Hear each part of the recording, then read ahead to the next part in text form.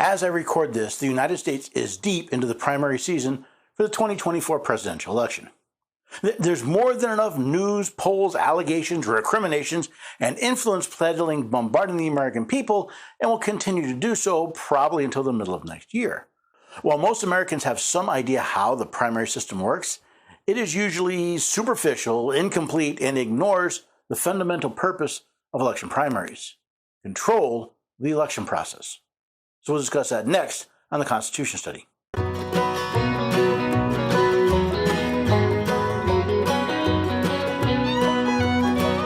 Neighbors and have a few good friends. Every day we're everyday Americans. Oh, every day we're everyday Americans.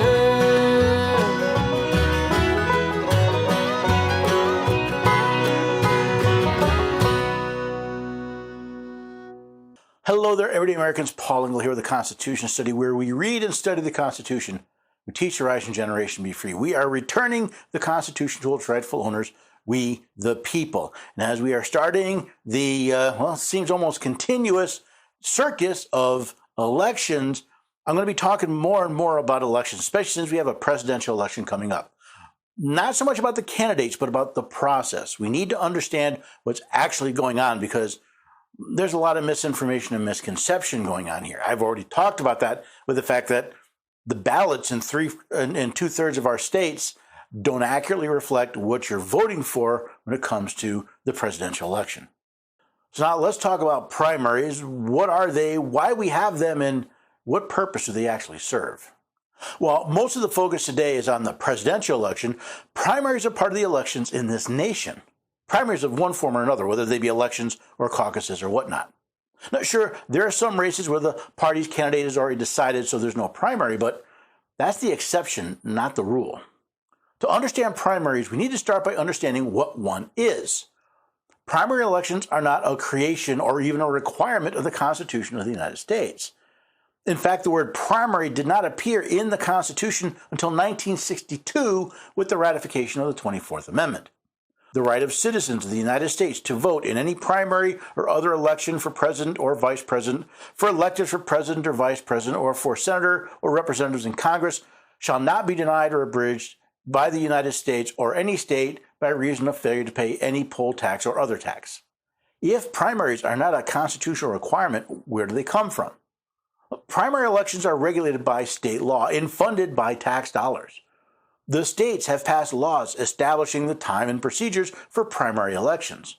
Where I live in Tennessee, the County Election Commission is required by state law to provide ballots for the primary elections, the running of the primary elections, and the counting and certifying of the results. The ballots for primary elections shall only include names of those who have qualified for that party's primary.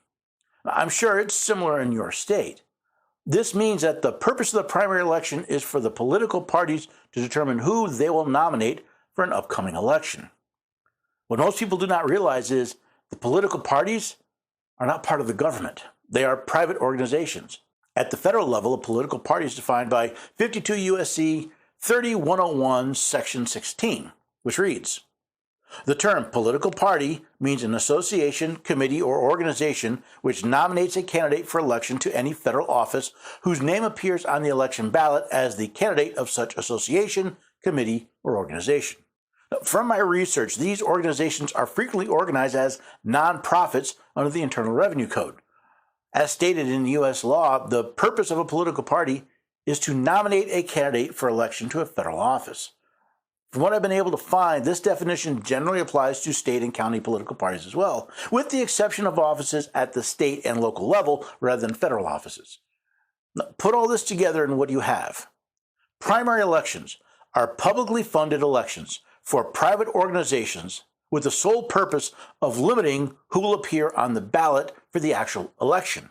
Let me say that again. Primary elections are publicly funded elections for private organizations with the sole purpose of limiting who will appear on the ballot for the actual election. Why is this important? First, why are American taxpayers paying for private elections? If someone suggested that taxpayers start funding elections for the board of directors for an organization like the NAACP or the NRA or even Apple, how do you think the American people would react? Yet every 2 years, all 50 states hold taxpayer-funded elections for at least two private organizations, the state Democratic and Republican parties, not to mention the various county and municipal primaries. Then there's the purpose of these primaries, limiting your voting choices on Election Day. Remember, according to federal law, a political party's purpose is to nominate a name to appear on the election ballot. I believe most states have a process for names to be added to the ballot without being nominated by a political party, but those tend to be at a serious disadvantage come Election Day. There are other reasons why people run for office as part of a political party, but today we are looking at the primary process itself. So if primaries are publicly funded elections for private organizations for the purpose of limiting who appears on the ballot, why are they such a part of America's election process? To understand, we need to look at the history of the voting process. See, early in the Republic, voting was drastically different than anything we would recognize today. Originally, voting was done viva voce, or voice voting. Now, from the History Channel's page, How Americans Have Voted Through History, From Voices to Screens, I read, as voters arrived at the courthouse, a judge would have them swear on a Bible that they were who they say they were, and that they hadn't already voted. Once sworn in, the voter would call out his name to the clerk and announce his chosen candidates in each race. Now, paper ballots did not begin to be used until early in the 19th century, but even these would not be recognized by modern Americans.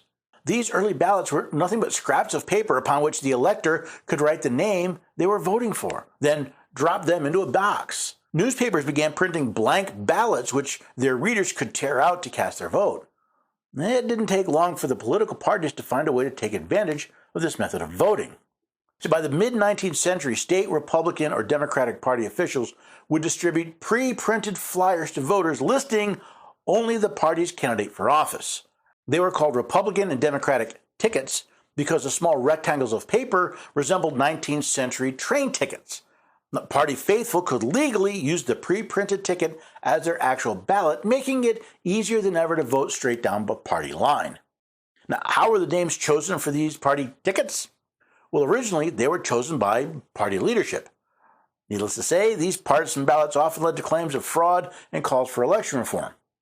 In 1888, the states of New York and Massachusetts found a solution from a far-off land, Australia. See, in 1858, Australia adopted the standardized ballot we would recognize today. These Australian ballots were pre-printed with the names of the candidates and handed to voters as they entered the polling place. This style of ballot became widely adopted in America by the end of the 19th century. The question is, how does the government determine which names will appear on the ballot? Since political parties could no longer print their own tickets, they needed another way to choose which names would appear on the ballot. Just as with party tickets, the political parties would nominate people for office, having the government place their names on the ballot. However, these backroom deals quickly led to fraud concerns, which led to allowing party members to vote for their preferred nominee in what we now call political primaries. The Democratic Party primary election began in 1892 in the state of Louisiana. By 1897, 11 southern and border states held primary elections for the Democratic Party. However, unlike today's primaries, these elections were run by party officials, not the government. Even though the political primary was created to move the choice of party nominee from the leadership to the people, the primary process was controlled by the party leaders, which meant they still controlled who would be nominated. An interesting sidebar has to do with the presidential elections. See, rather than primaries, nominees for president were determined by state party conventions until 1972. In fact, in 1968, Hubert Humphrey was a Democratic nominee for president without having participated in a single state primary. Starting in 1972, changes to the nomination process led to the national conventions we see today. I haven't found when the move from party-run to government-run primaries was accomplished. I do know that by 1972, both parties had looked at major reforms to the primary process, which leaves us where we are today. As with so many things, our current primary system was created over time to help deal with problems, both real and perceived, in the election process. Attempts by newspapers to make voters' lives easier quickly led to political parties influencing the vote. Then there was a move to make the nomination process more democratic, leading to primaries. When the states took over the primary process, I believe the political parties in those states made sure the laws favored them, especially in elections for federal office. All of this leads me to the conclusion that, while created with good intentions, the primary process is about maintaining the power of the political parties. As I said, running for office as part of a political party is done for several reasons, including money, infrastructure, and support. But one of the main reasons is that coveted place on or near the top of the ballot. Then there's a question of who pays for these primaries. Depending on state law, the cost could be higher than you think, because different states have different types of primaries. There may be more than one election that has to be balloted, conducted, counted, and certified. Then there's the cost of recounts in those close elections, all of which are paid for by people who may not be a member of the private organization that benefits from the election. Speaking of benefits, what is the benefit to the American people to allow political parties such control over who's on the ballot? I agree. There should be some state-defined standard to help make sure only people who are serious about running are on the ballot. But should that really be determined by private organizations with their own agendas? Consider this.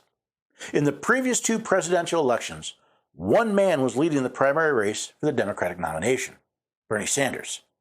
In both cases, the party apparatchik conspired a way to have the leadership's preferred candidate get the nomination rather than the people's. Once again showing attempts to make the process more democratic simply make them more autocratic.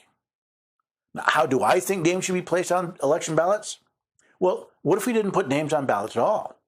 I know it sounds crazy, but imagine walking into the polling place, having to know who you are going to vote for, figuring out for yourself who you think would be the best person for each office, able to choose your candidate without undue party influence. Okay, maybe a blank ballot is a bridge too far. But what about this? What if each state required a number of signatures on a petition to be on the ballot for each office? Well, the next question is deciding what order the names appear on the ballot. I suggest it be based on the total number of signatures collected. Since the election process would be less under the thumb of the political parties, each state would be able to try different variations of these or other methods of running their elections. If the people we hire to represent us are smart, they can learn from what others are doing and compete to make their election process the best in the land. Political primaries. They extend the election season to now almost 2 years in the case of a presidential election. All to pick the nominee for a private organization so that others that are part of that organization don't really have a chance to be on the ticket. Just before recording, I heard a news story. Robert F. Kennedy Jr., who has been campaigning to be the Democratic nominee, now claims he'll run as an independent because he doesn't think he has a chance to be the nominee of the Democratic Party. Is that because he doesn't have enough support among members of the Democratic Party or leadership of the Democratic Party? And that means his only choice is to stop being a Democrat and become an independent. See how much control this puts the political parties in over our elections? How the laws are written to favor people who are part of these private organizations when it comes to getting your name on the ballot and where it appears on the ballot, and obviously making the best chance of actually winning the election. Be interesting if we could find some states that would pull back and say, we're not going to let the parties control the election process. We'll let the people decide. We'll let the people decide who they want to be on the ballot by nominating them via signature. We'll let them decide who they want to vote for without placing party pressure on them. Who knows what other ideas could come up? Wouldn't it have been interesting if in 2016 and 2020, Bernie Sanders' name appeared on the ticket, right up there with Clinton, Trump, and Biden? That would have been an interesting solution. Of course, then we get into the whole question of the vice presidential nomination, the vice presidential election. That's a whole other kettle of fish I'm going to get into in a later video. The point is, I hope you're thinking a little bit differently about the election process, not just the presidential election that's so in the news, but all the elections. I remember speaking at an event, and the county GOP was all excited because, well, they finally got primaries in their county. I was sad. I'd love to live in a county without primaries. Whatever the answer is, please comment. Let me know, what do you think? Do you think primaries are a good thing or a bad thing? If we were to change how we decided who was on the ballot, what ideas do you have? Comment below, let me know. I am curious. Most of all, I hope I sparked a little bit of interest. I hope you come back not simply to hear about the presidential election process, but about all the stuff we cover here, the Constitution study.